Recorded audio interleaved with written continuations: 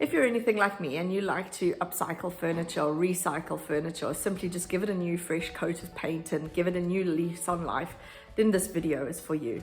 In this video, you will see me take some very dark, old, laminated chipboard furniture and convert it into fun, bright blue, French provincial style furniture that's actually quite elegant by the end of the whole process.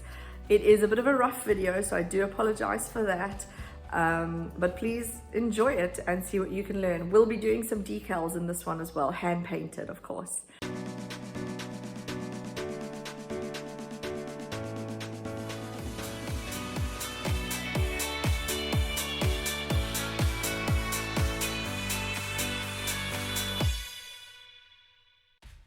Okay, so here you can just see the furniture before I paint it.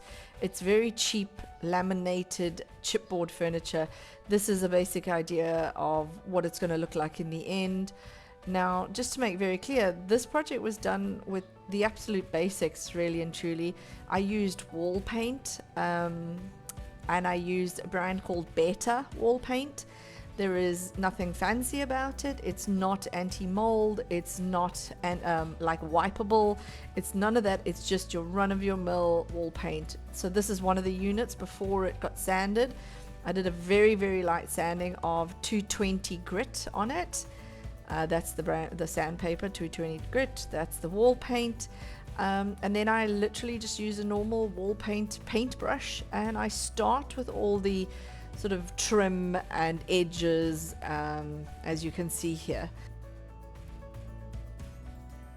This is me filling in one of the decals that I drew on here. I will post a video about how to get the decal on. The basics is that I use a projector and then I trace the outline.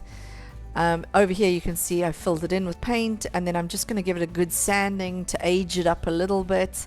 I do this with each layer of paint that I add on. That starts to create the layering and the aging effect. So zooming out now, you can start to see this is like the first coat of the decal, and it's starting to take shape. I then go over it again with a white, or I did a very pale blue actually, and then I do it again with the same dark blue. Here you can see the same dark blue that I used originally. Sorry, we're out of focus. And again, it's just the whole aging process. And finally, I did do some hints of gold, but I am sorry, I forgot to record that.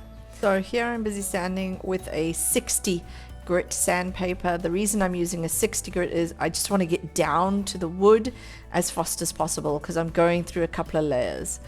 This is just a gold gilding paint that I've used with my finger to do the rough application. Here you can see it again, nice and antique looking with that wood showing through and the different layers of paint. These handles were brass handles, but they wanted them blended in, so I'm using a soft 220 grit paper to get into little grooves, polish them up. This is how they look once they're sanded down.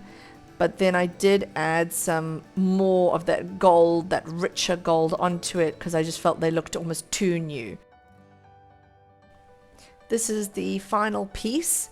Now, as I explained to you, I didn't use any fancy paint, but what I did do, and again, I apologize, I forgot to record it, but you will see it in many of my other videos, is I have sealed the entire thing with a product called Mobilack, which I buy from the hardware store Mudelli, and it is made by Bormawachs, and it will seal the entire project completely.